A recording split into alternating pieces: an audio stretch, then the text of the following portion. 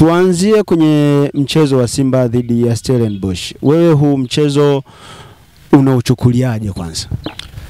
Ni mchezo mgumu, mchezo wa nusu finali ya CAF Confederation. Ni mchezo mgumu kwa sababu unapoingiza timu nne kwenye mashindano kwenye stage kubwa kama hii ya michuano ya CAF, ina maana kwamba kuna hatua nyingi ambazo timu zimepita, vigingi vingi ambavyo timu zimepita. Kwa hiyo unapokuta kwenye hatua kama hii timu nne zinafika, ujue kuna kitu kikubwa ambacho vilabu vyote vinne vimefanya, kuanzia kwenye zile mechi za awali za mtoano preliminary, tukuja kwenye group stage, tukuja kwenye robo finali, mpaka tunapata timu nne ambazo zinakwenda kutoa timu mbili ambazo zitakwenda kucheza finali. Kwa hiyo ni mechi ngumu ukizingatia barabara ama safari ambayo Stellenbosch walipita, ukizingatia safari ama barabara ambayo Simba walipita.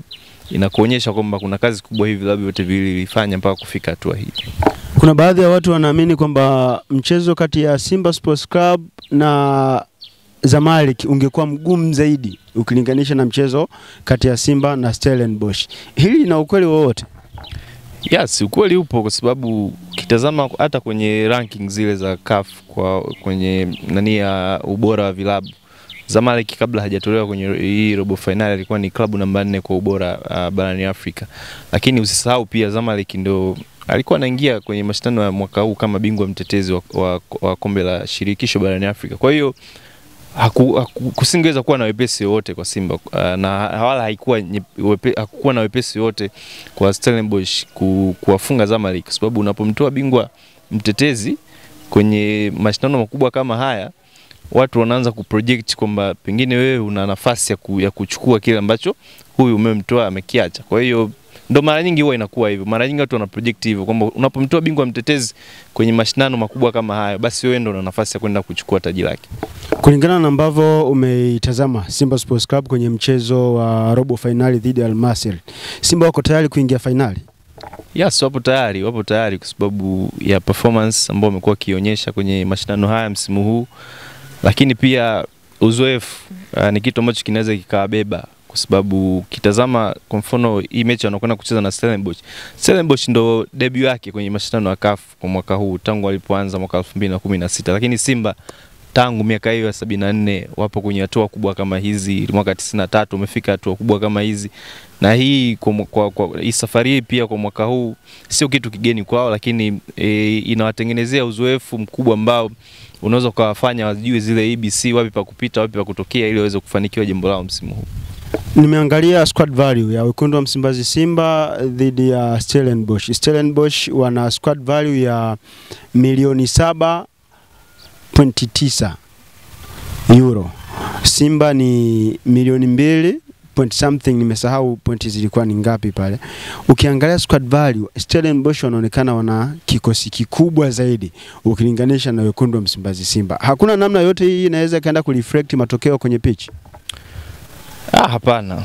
Value ya vikosi haireflect sana matokeo ndani ya uwanja, kwa sababu kinacho reflect matokeo ni performance za wachezaji. Mchezaji anaweza kuwa na thamani kubwa sana, lakini asikupe kile ambacho unakitarajia. Kwa mfano hata tuchukue mfano ligi kuu ya England, unaweza kuona kwa mfano thamani ya kikosi cha Chelsea ni zaidi ya bilioni 1.5, lakini Nottingham Forest ambaye hafiki hata kikosi chao kizima kifiki hata euro milioni 200, yupo nafasi ya 3, na Chelsea yupo nafasi ya 7 ya 6 kwenye msimamo wa Premier League. Kwa hiyo mpira muda mwingine haupo hivyo kwamba thamani ya wachezaji ndani ya uwanja ndio reflect performance ya team kwa jumla. Kwa hiyo ni wanaangalia tu ni performance ya wachezaji itakavyokuwa kwenye mchezo husika, mchezaji mmoja mmoja, then ile value yao wanaitoa uwanjani ndani ya uwanja ndio inapelekea kutoa matokeo ambayo wengi wanatarajia.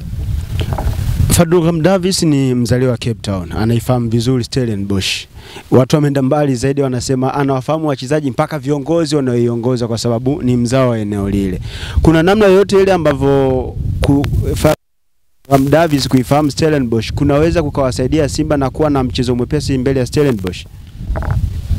Yes, inawezekana ikawa hivyo, lakini yeye kuifahamu Stellenbosch na kwa vile ndo nyumbani anapotokea, the same pia na hao Stellenbosch wanavyomfahamu hivyo hivyo Fadlu Davis, kwa sababu naye ni mzaliwa kule kule na wao wanamfahamu. Kwa hiyo kuna kufahamiana huko ambako kuta play advantage kwa kila mtu, kwa sababu Fadlu amecoach, amefundisha sana mpira South Africa. Kwa hiyo watu wanazifahamu mbinu zake, benchi lake la ufundi amekuwa nalo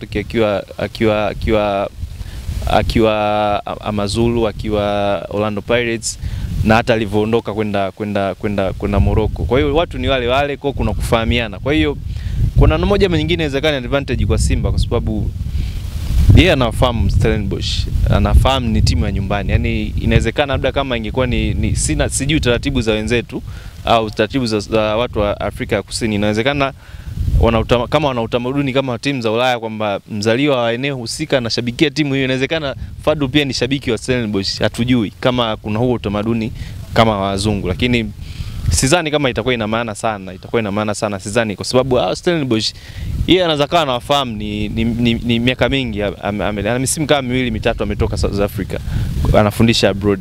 Lakini Stellenbosch ni timu ambayo imekuwa ikibadilika sana, hasa ndani ya uwanja. Wana wachezaji wengi, kila msimu almost wanakuwa nusu ya kikosi chao ni wachezaji wapya, kwa sababu wachezaji wengi wanaondoka pale.